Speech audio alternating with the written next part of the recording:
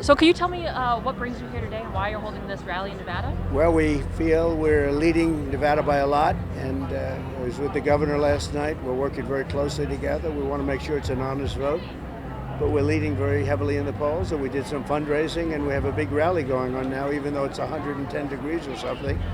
And we actually told people don't come, and we still have, probably 10,000, 15,000 people. It's crazy.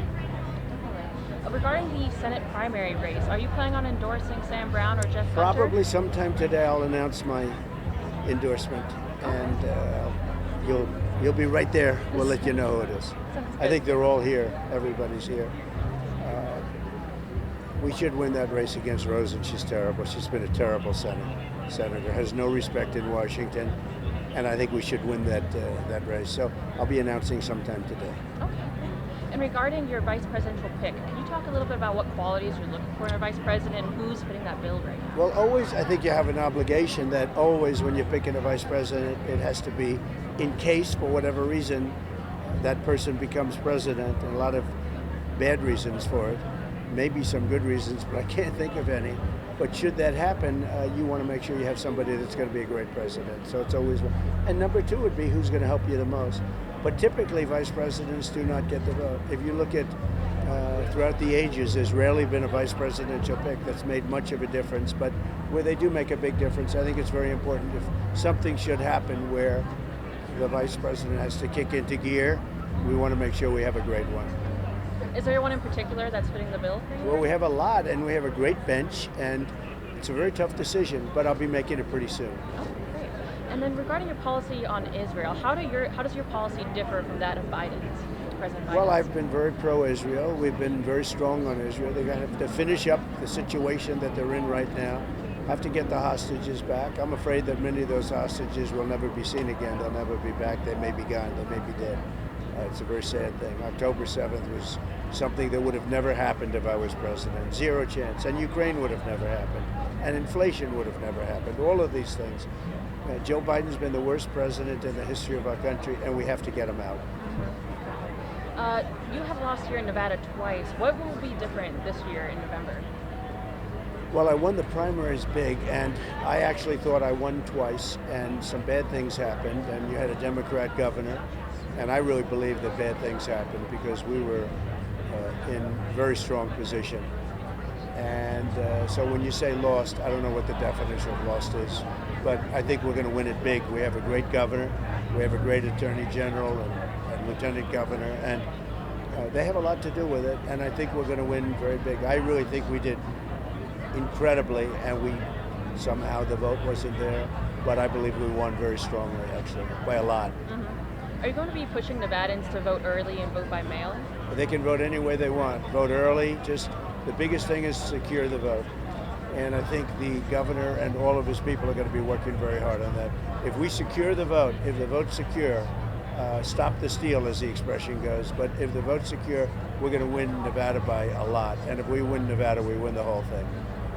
Regarding last week's guilty verdict, what impact do you think that will have, if any, here in Nevada? Well, it seems to have the opposite of what they thought. I mean, it was, I don't want to say it was a miscalculation by them, but we raised more money than any campaign has ever raised in a short period of time.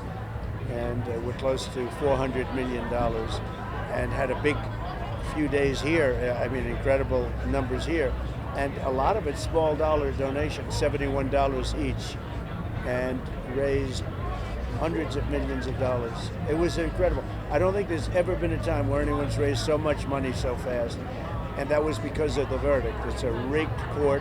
The whole thing is rigged, and it's all caused by Biden, because Biden has weaponized the Department of Justice, and they were totally involved with, even though it was a state and city case, they were totally involved in it, and they're involved in Georgia. That's the Fannie Willis case. They're involved in all of them. Every one of them they're involved in, and he's weaponized justice, and I think it's really come back to haunt him, and I think it should, because it's never happened in our country before. Nevada is the site of the worst mass shooting in October 1st, 2017. What policies could you implement to prevent that from happening in the future? Well, we have the policies of your governor. We have the policies of some very good people, and as you know, I just got the NRA endorsement, full endorsement, and we have to protect our Second amendment very powerfully. It's so important that we protect it. But we have some very strong things that we're talking about and working on, but always preeminent is to protect our Second Amendment. We can't lose sight of that. Nevada is also home to really soaring rent prices and housing prices. What policies could you implement if reelected? Well, they're talking about federal lands and getting the use of some federal lands. The governor's very much in favor of that. I was reading this morning where he is, and we spoke about it, and I agree with him. We have to help the housing prices come down because Biden has totally lost control. Biden's lost control of everything. I mean, everything he does turns out bad, whether it's Afghanistan, whether everything this guy has touched turns out bad. Even his embarrassment yesterday, and if you take a look at what happened in Normandy, it was a total embarrassment to our country, the way he was, what happened. I mean, the guy's an embarrassment to our country, so we have to get him out, but we have to create a big incentive for housing so that we have housing. The housing prices, and they're just unaffordable for anybody.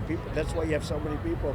I mean, they're living in the streets. They don't have the money, and the interest rates are way too high. With me, you had interest rates at 2.5%. Now they're over 10%, and you can't get the money. It's a big difference.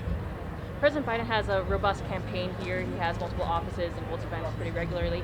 How does your campaign prepare to compare with that and compete with it? Well, I think we have a robust campaign because we're leading by a lot in the polls. I saw a poll where we're 12 up and 10 up. And I don't know if it matters his campaign too much anymore. Everybody knows what he is. He's an incompetent president. And so I don't know how you get around. How do you campaign and say, oh, gee, he turned dynamic all of a sudden, or he became good, or he got tough on the border? He has a thing to get tough on the border. It's the weakest. I've never seen anything like it. It's a joke. Millions and millions of people will continue coming in. I don't even think it's going to make a difference. But he did that because he thought maybe he could get some political points.